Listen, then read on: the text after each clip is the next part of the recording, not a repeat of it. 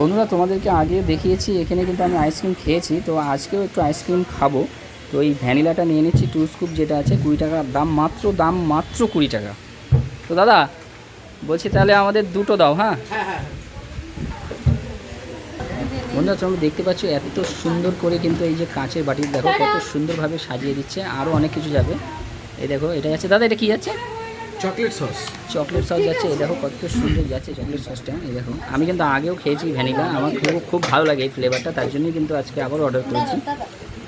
এই দেখো আর উপরে দাদা এটা কি যাচ্ছে? সুগার স্প্রিঙ্কেল যাচ্ছে। তোমরা দেখতেই পাচ্ছ কত সুন্দরভাবে সাজিয়ে দিয়েছে। দাদা তোমারটাও হয়ে গেছে।